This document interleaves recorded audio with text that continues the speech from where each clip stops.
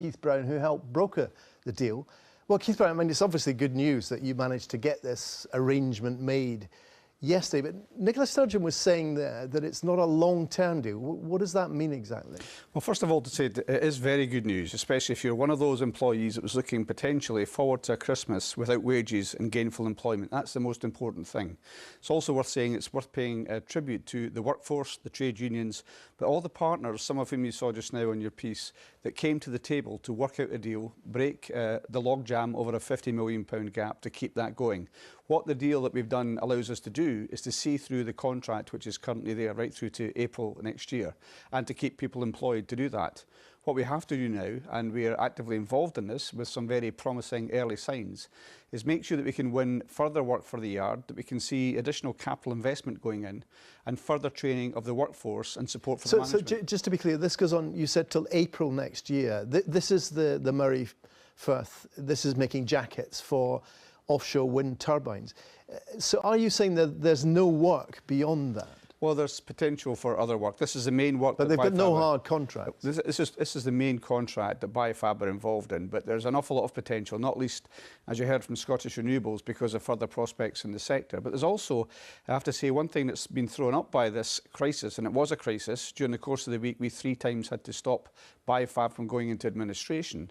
But one of the things that's come out of this is the regard with which the workforce is held internationally, the reputation of renewables. Sorry, what do you mean that they were about to go into administration 3 times in the course of a week? You'll be aware that on Friday last week they gave notice of their intention to go into administration.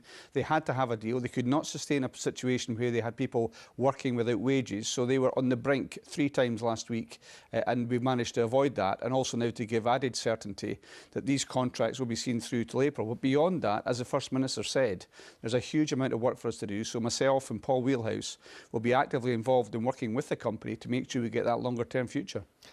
There is an issue, isn't there, about offshore renewables in Scotland. It was a few years ago, it was going to be a great new industry for Scotland. There are some of the largest offshore wind farms in Europe, in the UK, but they're in England and Wales. As far as I'm aware, that obviously this one in the Moray Firth is going to go into service, but the only one in Scotland is at Robin Rig, which is about as near as England as you can get without actually being in England. Why has it not happened in the way that we thought? Well, I think it is happening, and some of it is but it hasn't. in the early stage. There's a huge one. There are huge offshore wind farms off Lincolnshire. One of the biggest in Europe has just been is off the north coast of Wales. The Thames estuary is an enormous one, and there may be potential, but why are they not here yet when we were told this was going to be such a great thing for Scotland? Well, I think we do have the Beatrice field, for example, is a huge field, and there's further work behind that starting as well in other fields. But that's not working yet. No, but this is the part of the process where we get that put together so it can work. These are the jackets for the turbines that are going to be there. What we were told was that this would be a new industry for Scotland, that we would be world leaders in the technology behind this. Now, there is an offshore renewables centre in Britain, but insofar as there is one at the moment, it's Hull, where Siemens are building a huge yard. There was supposed to be a construction yard in Leith. It doesn't seem to be happening. Why is it that it didn't happen in Scotland in the way that we were told it would? Well, I don't agree. I think whether it's BiFab, and bear in mind that Siemens are a fundamental part of this contract working here in Scotland as well.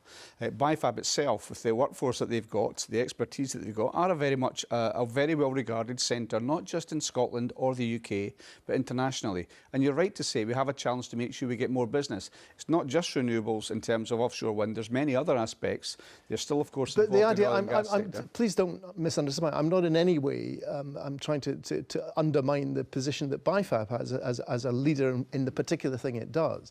But in the basic technology of this, like turbines, I mean, these are now, it's companies in America and Germany and Denmark to some extent that are now world leaders. We've missed that boat. And I take your point about, look, things are coming on stream, but the point is that opportunity to make Scotland a world leader in the industry, that boat has sailed. Well, I can tell you just my own experience this week, but previously as well, not least from my visit to Canada and the US about 3 weeks ago, that's not the way Scotland's perceived. Scotland's perceived to be a centre of excellence in in terms of renewable.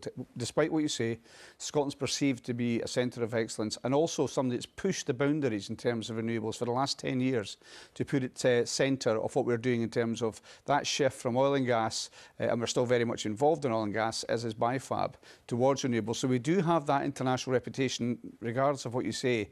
And I think we're trying international to reputation in which particular technology? In particular, well, what's being done currently at BiFab in terms of the jackets that are being produced, in terms of the work that's being done. I accepted your point on that. There is not the same expertise in Canada and the US that we have here, and there's a lot of interest in Canada and the US and what's going on in Scotland. So it's our job as the Scottish Government to continue to put that positive case for what we're doing here in Scotland. That's part of the reason we managed to get the successful resolution to this particular problem. And it's also part of the reason why I think we've got a very positive future with BiFab and with the industry generally. What I would like to see, of course, are things happening in this year's budget from the UK, which take away some of the uncertainty, the policy shifts that we've had in terms of support for renewable energies over recent years, which has undermined investment in it, and instead see some support and a commitment to work with the Scottish Government to further increase the activity. Sure, but partly because of what's been going on in England, the price of renewable energy, offshore renewables, is coming down dramatically, isn't it? I mean, That's right. apparently the last tenders, it was much cheaper than nuclear, where it had been more expensive. So the government shouldn't really need to do anything. I mean, under the new Contracts for Difference scheme, offshore renewable in Scotland, as well as in other parts of the UK, should be viable. Well, that's right. That's a more recent development, and some industry insiders will say there's going to be further volatility in that price as well. But that is a recent development. Of course, we took the hard decisions over the course of the last 10 years to try and lead that investment when that wasn't the case. What we want to do is to try and continue to give that support to the industry, and also to see it joined up with other parts of the supply chain. But at bottom, I think we should not rush past the fact that this week we had potentially 1,400 people looking at having a Christmas without wage, and they are now going to have that. And I would want to commend all those, not least the First Minister as well, but also in the individual partners that came together to close that gap and keep BiFab viable. Will we ever beat the Saudi Arabia of wind energy? We have to have ambition. That's what this government's about, and we want to work with others to realise that ambition. Well, of course you've got to have these kind of aims. Okay, Luke, while we've got you here, a couple of other matters. Alex Salmond, Russian television, what did you make of his decision to do that? That decision is a decision for Alex Salmond. He's a private citizen now, of course, one with a fairly well-known past, but it's his decision to make, and it's up to him if he wants to. If he'd phoned you up and said, Keith, me old mate, I'm thinking of doing this, what's your advice? What would you say? Well, I've never been on Russia Today, and I don't expect to be on Russia Today anytime soon. Meaning you don't approve?